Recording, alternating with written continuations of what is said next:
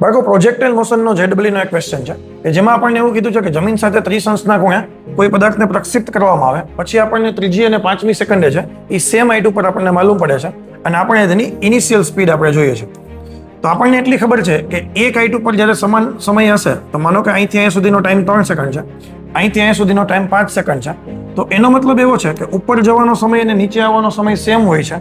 મતલબ આટલું distance cover કરવા માટે જો તેને 3 સેકન્ડ લાગતી હોય તો એને આટલું ડિસ્ટન્સ કવર કરવા માટે અગેન કેટલી સમય લાગશે? 3 સેકન્ડ. તો એનો મતલબ એવો થઈ ગયો કે આખી મુસાફરીનો કુલ ઉડ્ડયન સમય અહીંથી અહીંયા સુધીનો 5 છે અને આ 3 છે, મતલબ 8 સેકન્ડ એના માટે કુલ ઉડ્ડયન સમય છે. આપણી પાસે ઉડ્ડયન સમયનું સૂત્ર છે 2u sin θ by g.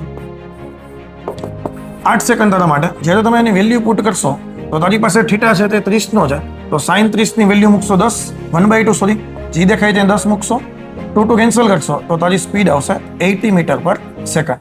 આમાં એક બીજી વસ્તુ પણ ઇન્ટરેસ્ટિંગ તમને પૂછી શકે છે, એ એવું પૂછી શકે કે આ બે જે પોઈન્ટ છે કે જ્યારે તે સેમ હાઇટ ઉપર હશે એ બંને વચ્ચે સમક્ષિત ડિસ્ટન્સ એટલે કે એની આ બે વચ્ચેનું ડિસ્ટન્સ તમારે સપોઝ કે રેન્જ તો ના કહી શકીએ આપણે, માનો કે તમારે એને સ્મોલ ડી થી ડિનોટ કરવું હોય તો આપણે બતાવી દઈએ અને તે જોતું હોય તો કેવી રીતે મળશે આપણને. તો આપણને એટલું આઈડિયા હોવો જોઈએ કે અહીંથી લઈ અને અહીંયા પહોંચવા માટે એને 2 સેકન્ડનો ટાઈમ લાગશે અને આખી મુસાફરીમાં વેગનો x ઘટક છે એ હંમેશા કોન્સ્ટન્ટ રહેતો હશે. તો જો તમારી પાસે ઇનિશિયલ સ્પીડ u હોય અને આ એંગલ 30 હોય તો વેગનો પ્રારંભિક x ઘટક એ કેટલો હશે? u cos 30. તો જ્યારે તમે આ બે વચ્ચેનું અંતર લખશો તો આપણી પાસે અચળ પ્રવેગી ગતિનું સમીકરણ લગાડીએ તો x ડાયરેક્શનમાં આપણી પાસે કોઈ પ્રવેગ છે નહીં અને આપણે જે d જોતો હોય છે તો એના માટે વેગનો x કમ્પોનન્ટ લખી નાખો ux અને આ બે પોઈન્ટ વચ્ચેનું જે ડિસ્ટન્સ છે એ તમારી પાસે 2 સેકન્ડ છે.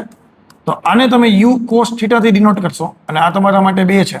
આની વેલ્યુ તમે કેલ્ક્યુલેટ કરી 80 cos 30 છે એ √3/2 છે. તો આ જે બે પોઈન્ટ છે એ બંને વચ્ચેનું અંતર હશે 80 √3 મીટર. Okay, thank you.